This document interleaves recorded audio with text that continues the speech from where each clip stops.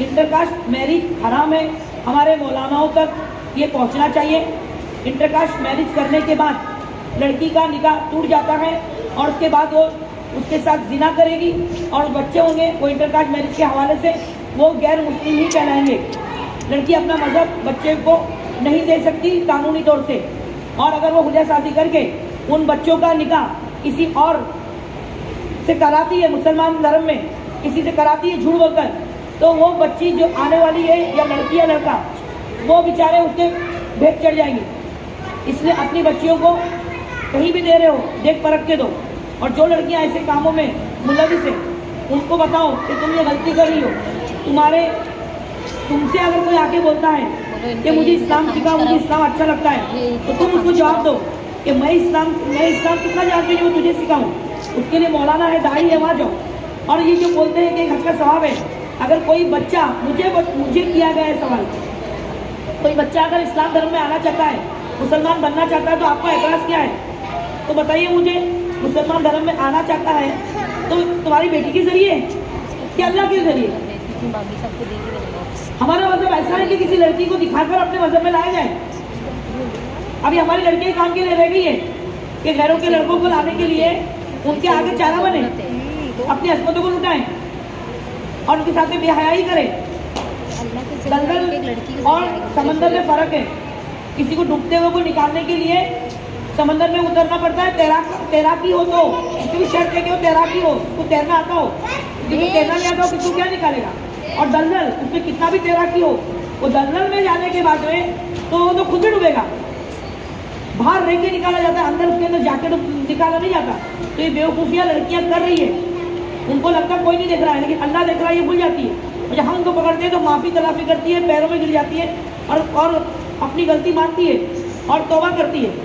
तो रही कायम तो उसका नसीब, उसका ईमान, और नहीं रही हमको चकमा दे रही है, तो अल्लाह देखने वाला, अल्लाह कितने मौके देगा? अल्लाह को सामने से इतने लोग खड़े कर रहा है, मुसलमानों में गैरत आई है, मुसलमान ये सब देख के बर्दाश्त नहीं कर पा रहे और इसे रोकने के लिए हर हद तक जा रहे हैं, तो उनके ऊपर तानाशाही की जा रही है, उनको देशद्रोही बताया जा रहा है, उनको जो है हिंदुस्तान के कानून के खिलाफ बताया जा रहा है। तो हम हमारी लड़कियों को समझा रहे हैं, हम आपके लड़कों को कुछ नहीं बोल रहे, आपके लड़कों को नहीं बोल रहे कि तुम इस्लाम कबूल करो हमारी लड़की को देखकर। तो हमारी लड़की लेके घूम रहे हो तो तुम मुसलमान बन जाओ, हम किसी को नहीं बोल रहे। और जो जाके जो माँ बाप निकाह पढ़ा रहे हैं उनको भी वो लड़के खुद बोल रहे हैं कि मैं इस्लाम कबूल करूँगा, कर रहा हूँ, तुम्हारी बेटी से निकाह कर रहा हूँ, तो वो करवा रहे हैं। माँ बाप पकड़ के किसी को निकाह नहीं पढ़वा रहे हैं किसी के गैर मुस्लिम लड़के से।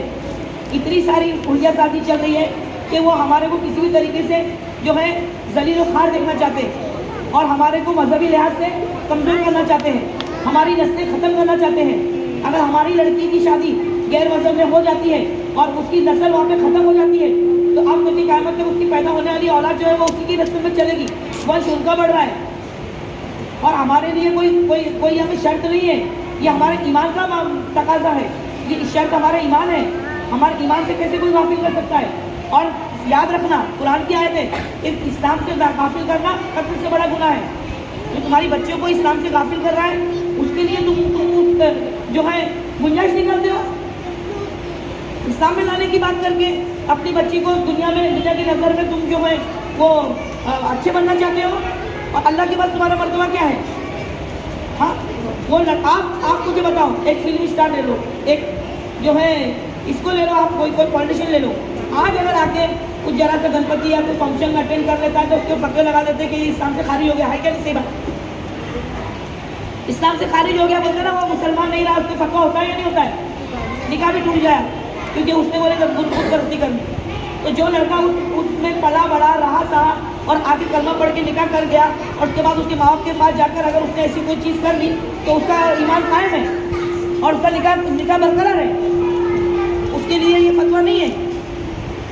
अभी आप मुझे बताओ, हम जो अनदेखा कर रहे हैं इस्लाम की बातों को, चिंगारी की तरह लेके चल रहे, जहाँ हमको लगा झटका तो झटक दे रहे हैं, और जहाँ नहीं तो हाँ बोले हम ईमान पे, ये कौन सा ईमान है? तुम कुछ मानोगे कुछ नहीं मानोगे। ईमान में पूरे के पूरे दाखिल होना है, कुछ तुम्हारी मर्जी का ईमान नहीं है। लड़की बोलती है कि मैं मेरा मजहब मानूंगी, मैं मेरा मजहब, मैं थोड़ी हिंदू बन रही हूँ।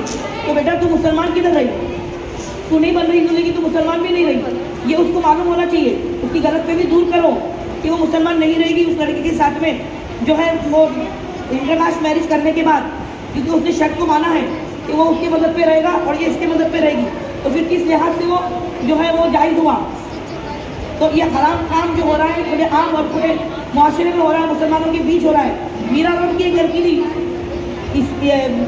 कम से कम लॉकडाउन की बात है, उस लड़की का बाकायदा और बहुत बड़े घर की इतने बड़े धूमधाम से उसकी शादी हुई है।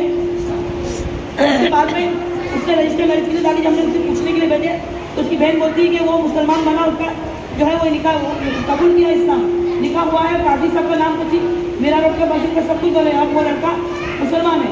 मैंने फिर उसने मेरी गैर मजहबी लिस्ट क्यों डाला, इंटरकास्ट मैरिज के लिए क्यों डाला? तो बोले इससे क्या होता है, मेरी निकाह टूट जाता है।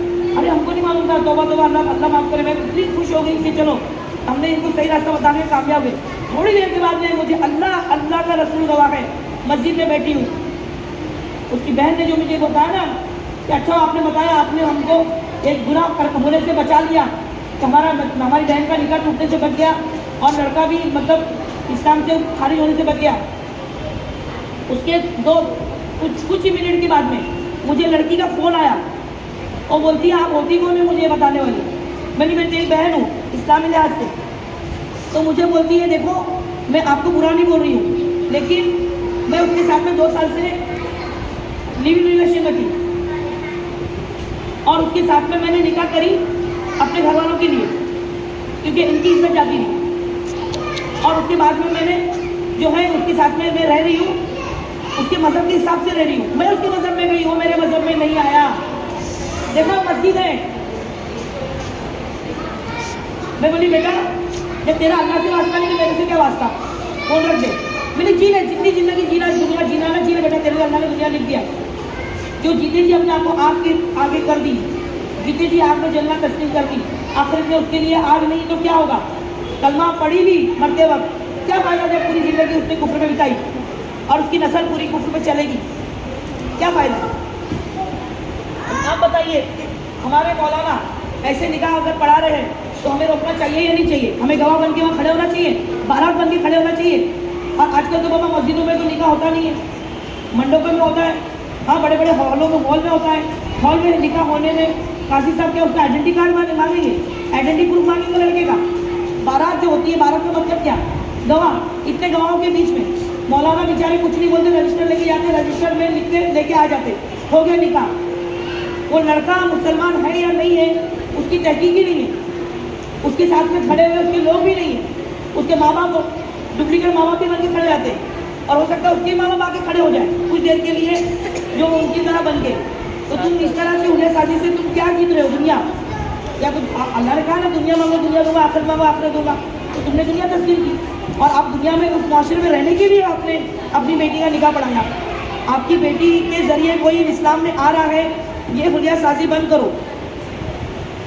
इस्लाम कबूल करने वाला अल्लाह की मोहब्बत में करता है, किसी लड़की की मोहब्बत में नहीं करता। और जिस लड़के ने किसी लड़की के बोलने पे इस्लाम कबूल किया या लड़की ने किसी लड़के के बोलने पे इस्लाम कबूल किया, दुनिया किसको मालूम कौन कब मरेगा। या वो लड़का मर गया या वो लड़की मर गई, तो वो जो उसके जरिए से इस्लाम में आया वो कायम रहेगा इस्लाम पे, और उसके साथ में जो उसकी औलाद पैदा हुई होगी वो क्या उसको उस इस्लाम पे रखेगी, या दोनों की नहीं बनी, झगड़े हो गए, उसके बाद क्या वो इस्लाम पे रहेगी? वो सबसे पहले तुमको नहीं, तुम्हारे इस्लाम को छोड़ेगी, तुम्हारे दीन को छोड़ेगी। तुम्हारा डिवोर्स का झगड़ा होगा कोर्ट में, लेकिन तुम्हारा जो है वो तुमको अपने घर जाकर अपना करेगी, वो लड़का अपने घर जाके अपना करेगा और वो तुम्हारे पास भी रहेगा। तुम कौन सी इस्लाम की पाबंद? मुझे एक बात बताओ, जो लड़की गैर मजहबी लड़के के साथ में ऐसे प्यार मोहब्बत के जाल में चलो प्यार मोहब्बत में आ जाती है, सच्चा प्यार, चलो सच्चा प्यार, उसको मालूम है ये गैर मुस्लिम है और वो सच्चा प्यार उसको हो जाता है, तो मैं उस लड़की से पूछती हूँ जो ये बोलती है कि वो मेरे लिए मुसलमान बनना चाहता है, तो आपको एतराज किया जो दीन में आना चाहता है, तो मैं उससे पूछती हूँ उस लड़की से कि वो कितनी मुसलमान है। जब उस लड़के जब प्यार नहीं होता, जब उसको सिर्फ जानती थी, उसको मालूम था ना कि वो गैर मुस्लिम है, उसको खुद को याद नहीं कि वो मुसलमान है। जब प्यार में जब लड़के को जानती थी और उसके साथ प्यार मोहब्बत का जो शुरुआत हुई थी, जब उसने वो खुद भूल गई वो मुसलमान है, वो अपना प्यार के भरम को साबित कर रही है कि मैं उसको दीन में लाकर मुसलमान बनाऊंगी, उसको दीन पर रखूंगी। ये तो खुद को नहीं मानती मुसलमान थी हो ये काम करने से पहले। जब खुद भूल गई, जिस मजहब में रही पली बड़ी उसको नहीं याद है कि मैं मुसलमान हूँ, तो वो लड़के को मुसलमान बना के रखेगी जिसका दीन और इस्लाम से कोई वास्ता ही नहीं। इतना पालन करेगी? हाँ, वो बोलते ना क्या चूजी और चूजी का शोरबा वैसा हिसाब है। मौलानाओं की हिम्मत नहीं है ऐसे काम। और क्यों करनी है इतनी मशक्कत? हमारे मजहब में लड़के नहीं है। हाँ, अल्लाह ने तुम्हारा नसीब नहीं लिखा है। और आजमाइश भी होती है, ऐसा नहीं मैं बोल रही हूँ, आजमाइश भी होती है। शैतान जहाँ खजाना है वहीं पे डाके डालता है। तो वहाँ तुमको समझने का मौका मिले तो समझ जाओ ना। मालूम होने के बाद भी तुम वही काम करना चाह रही हो। अल्लाह ने तुमको मौका दिया, तुमको पसंद किया, इससे तुमको मौका दिया, और तुम फिर भी अगर मौका नहीं पाना चाहती हो तो फिर तुम्हारे से बड़ा कौन भी बेवकूफ होगा? अगर लड़कियों को ये चीज़ों के बारे में मालूमात सही से दी जाए तो सही रास्ते पे आ सकती है। हमारी लड़कियां इतनी बेगैरत नहीं है। उनको हमने हलाल का लुक्मा दिया है, खिलाया है। माँ बाप ने उनके सामने कभी बेहयाई नहीं की। माँ बाप जो जायज़ रिश्ता है वो कभी अपनी बेटी के सामने ऐसा खुल के नहीं बैठे। वो कैसे खुल के तुम्हारे सामने आके वो लड़के को हाथ पकड़ के मैं इसके बगैर मर जाऊंगी, इसके बगैर रह नहीं सकती, उस लड़के ने तुम्हारी बेटी के साथ में वो सब काम कर दिया जो तुमने कभी अपनी बीवी के साथ में कभी खुलेआम नहीं किए।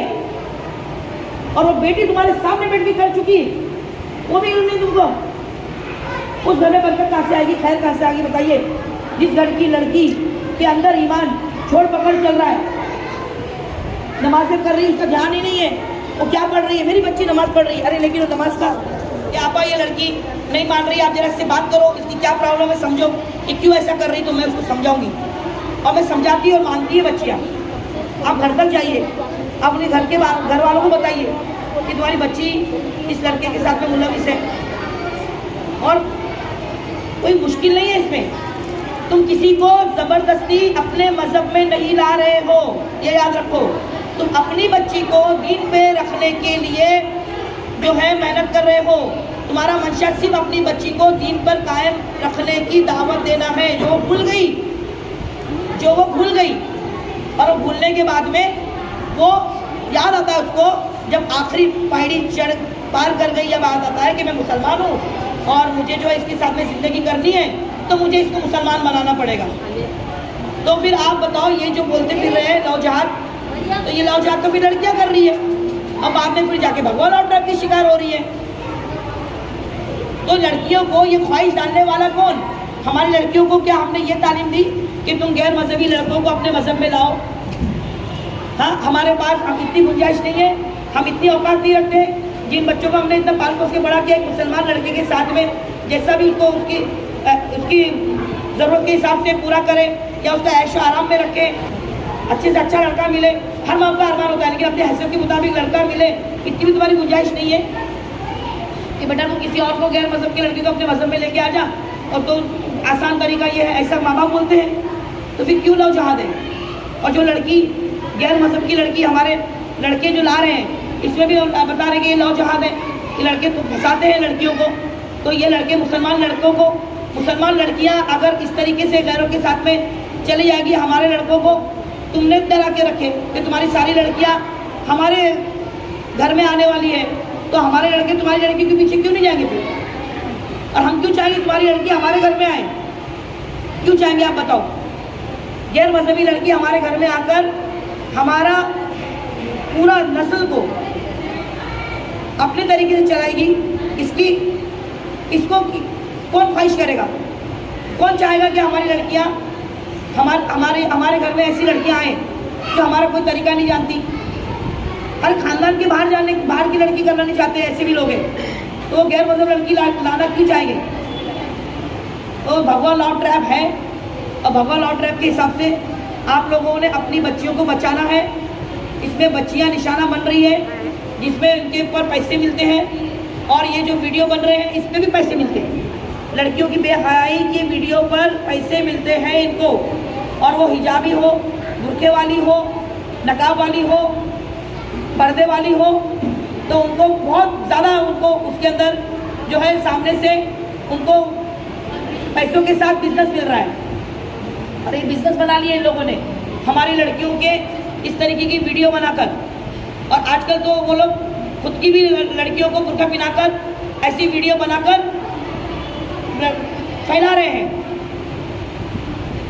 अब खुदा न खास्ता उस शक्ल की हमारे घर की कोई लड़की निकली तो आप सोचिए कितनी मट्टी पलित हो जाएगी। बुर्का आज इनके लिए बुर्का जो है वो टारगेट है। और हमारी लड़कियों को जब बुर्का देते हैं तब उनको ये नहीं बोलते कि ये बुर्का तुम्हारी हिफाजत के लिए। हम ये बताकर बुर्का देने के टाइम उनको पूरी उसके बारे में मालूमात देकर बुर्का पिलाओ, नहीं तो मत पिलाओ। कि बुर्के का मतलब ही उसको मालूम नहीं है, उसके ऐप छुपाने के लिए बुर्का है क्या उसका ईमान ताज़ा रखने के लिए और उसके जो है हम वो मुसलमान है कहलाने के लिए वो उसका पहनावा है। एक मुसलमान मर्द जुब्बा और जो उसका जो है वो दाढ़ी से पहचाना जाता है, तो एक मुसलमान लड़की हिजाब से पहचानी जाती है। अगर एक दाढ़ी वाला और एक कुर्ता पैजामा पहनने वाला मुसलमान हुलिया वाला अगर कोई गैर मजहबी लड़की को लेके घूमता हुआ दिखेगा तो ये लोग बर्दाश्त करेंगे क्या? तो एक बुर्के वाली बताइए, एक टिक्का लगाए हुए लड़के को और गैर मजहबी लड़के के साथ में बाइक पे और ओयो में से निकल रही जा रही, तो ये बर्दाश्त कैसे होगा? तो आप लोग वो लड़की को रुका के ये बात बोल सकते हो कि वो गलत कर रही है। जो इंसान गलत करता है वो डरेगा, आप क्यों डरे? आप थोड़ी इसको कुछ मार रहे हैं कि उसके ऊपर तशद्दुद कर रहे हैं कि उससे कुछ जबरदस्ती कुछ करवा रहे हैं। उससे करवा रहा है शैतान, उसको बताओ कि तुझसे शैतान क्या करवा रहा है। होश में आ, वो बेहोश है, उसको अगर होश रहता तो ऐसा काम करती लड़की। तो इंस्टाग्राम ये सारी चीज़ें जो है उसका आप देखना चैनल के बाद आपको दिखेगा। टेलीग्राम के ऊपर लड़की ने घर छोड़ के दिल्ली पहुंच गई, टेलीग्राम के ऊपर लड़के से बात करके, प्यार मोहब्बत करके। बहुत सी चीज़ें हैं ऐसी जो आप लोग नहीं जानते, वो जानो। ऐसा ज़रूरी नहीं कि आपके घर में नहीं हो रहा है, आपका क्या लेना देना, लेकिन आप अगर किसी काम आओ, इस्लाम और दीन के अगर आप हिस्सा बन रहे हो, है हिस्सा, तो आपको उसका फ़र्ज भी निभाना चाहिए और उसके उन बच्चों के ऊपर मेहनत करनी चाहिए। जैसे मैं कर रही आप भी करो, कुछ तो कर सकोगे इंशाल्लाह। और कुछ पूछना है किसी को?